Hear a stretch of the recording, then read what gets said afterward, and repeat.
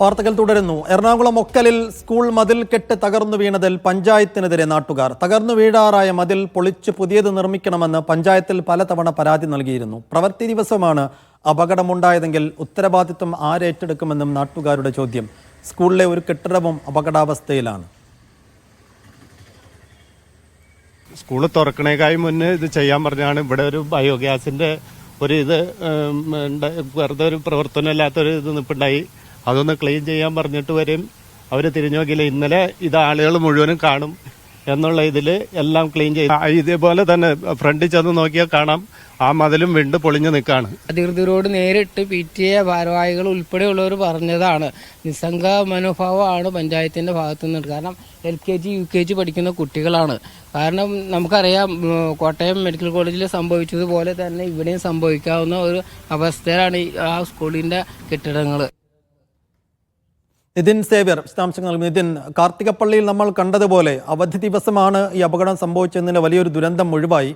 ഇവിടെ അപകടാവസ്ഥയിൽ ഭീഷണിയിൽ നിൽക്കുന്ന കൂടുതൽ കെട്ടിടങ്ങളും മതിലിന്റെ ഭാഗമുണ്ട് എന്ന് പറയപ്പെടുന്നു. അക്കാര്യങ്ങളിലൊക്കെ ഒരു വേഗത്തിലുള്ള ഇടപെടൽ സ്കൂളിന്റെ ഭാഗത്തുനിന്ന് ഉണ്ടാകുമെന്ന് പ്രതീക്ഷിക്കാമോ?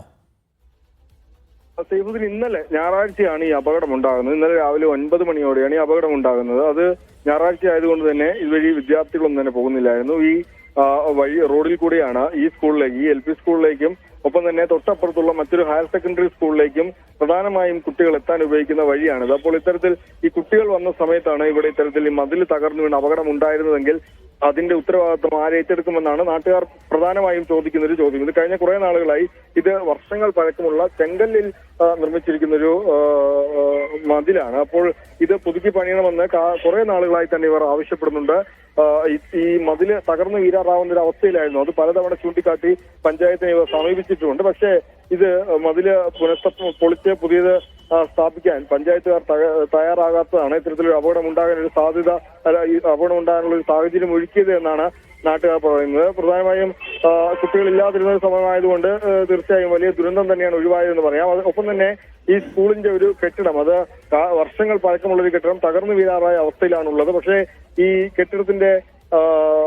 കെട്ടിടം പൊളിച്ച് പുതിയത് പണിയണമെന്ന് നാട്ടുകാർ ആവശ്യപ്പെട്ടിരുന്നു. PTA അത്തരം ഒരു തീരുമാനമെടുക്കുകയും ചെയ്തിരുന്നു. പക്ഷേ ഇത്തവണ അധ്യയന വർഷം തുടങ്ങിയപ്പോൾ ഈ ഒരു സീലിംഗ് സ്ഥാപിക്കുകയും ഓട് മാറ്റി സ്ഥാപിക്കുകയുമാണ് ചെയ്തത്. കെട്ടിടം പഴയ പോലെ തന്നെ അപകടാവസ്ഥയിൽ തുടരുകയാണ്. ഇതും നാട്ടുകാർക്ക് വലിയ പ്രതിഷേധത്തിന് ഇടയാക്കുന്നുണ്ട്. ഈ സ്കൂളിന്റെ മുൻവശത്തെ മതിലും മരവും ഒക്കെ തന്നെ വീഴാവുന്ന ഒരു അവസ്ഥയിലാണ് ഉള്ളതെന്നാണ് നാട്ടുകാർ പറയുന്നത്. അപ്പം ഇത് പഞ്ചായത്തിന്റെ വലിയ അനാസ്ഥയാണെന്നാണ് നാട്ടുകാർ പറയുന്നത്. ഏതായാലും ഈ അപകടമുണ്ടായി ഇന്നലെ മണിക്കൂറുകൾക്കുള്ളിൽ തന്നെ ഈ മതില് അപകടമുണ്ടായ അവിടെ സ്ഥലം മുഴുവൻ ഈ തകർന്നു വീണ മതിൽ മൊത്തം അവിടെ നിന്ന് മാറ്റി ആ റോഡ് മൊത്തം ക്ലിയർ ചെയ്തിട്ടുണ്ട് പഞ്ചായത്ത് ഇന്നലെ തന്നെ. പക്ഷേ അത് നാട്ടുകാരുടെ കണ്ണിൽ പൊഴിയില്ല. അല്ലെങ്കിൽ ഇത്തരം അപകടമുണ്ടായ കാര്യം ആളുകൾ അറിയാതിരിക്കാനാണ് അത്തരത്തിലൊരു ദ്രുതഗതിയിലുള്ളൊരു ക്ലീനിങ് അവിടെ നടന്നത് എന്നാണ്. JCB വെച്ച് വളരെ പെട്ടെന്ന് തന്നെ അവിടെ ഉണ്ടായിരുന്ന മുഴുവൻ ഇടിഞ്ഞു വീണ മതിൽ മുഴുവൻ അവിടെ നിന്ന് മാറ്റിയെന്നാണ് നാട്ടുകാർ പറയുന്നത്.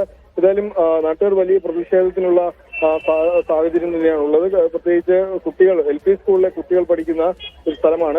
LP സ്കൂളിലെ കുട്ടികൾ പോകുന്ന ഒരു വഴിയാണ്. അപ്പോൾ ഇത്തരത്തിൽ ഒരു അപകടം ഉണ്ടായിരുന്നെങ്കിൽ, ഒരു ദുരന്തം ഉണ്ടായിരുന്നെങ്കിൽ അതിനാര് സമാധാനം പറയുമായിരുന്നു എന്നാണ് നാട്ടുകാർ ചോദിക്കുന്നത്. വലിയ പ്രതിഷേധത്തിലേക്ക് അവർ പോകാൻ തന്നെയാണ് തീരുമാനിച്ചിരിക്കുന്നത്. ഏതായാലും പഞ്ചായത്ത് വളരെ പെട്ടെന്ന് തന്നെ ഇത്തരം ഒരു അപകടം ഉണ്ടായ സാഹചര്യത്തിൽ മറ്റു നടപടികളിലേക്ക് പോകുമെന്ന് തന്നെയാണ് നമ്മൾ കരുതേണ്ടത്.